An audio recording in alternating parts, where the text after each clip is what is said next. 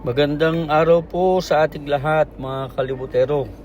Kumusta na po kayong lahat dyan?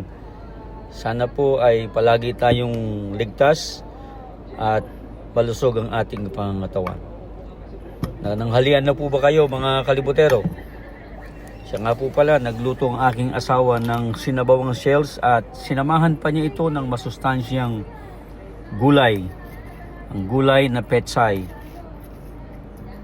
At syempre, hindi mawawala ang protina sa katawan. Kaya susubukan nating ubusin ang 10 pirasong itlog. At konti lang din pong kakainin nating kanin ngayon. Dahil mahirap pong magkasakit ng sakit na diabetes. Sabi nga nila, kapag kumakain ka ng maraming carbohydrate, ay madali kang kapitan ng sakit na diabetes. Halip po kayo, samahan ninyo akong kumain. At syempre, kakain tayo ng maraming itlog para magkaroon tayo ng protina sa ating katawan.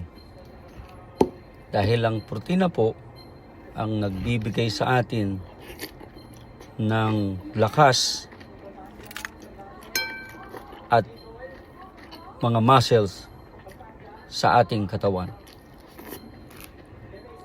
At syempre po, ang sabaw ang magpapalakas din ng ating katawan. Maraming salamat po.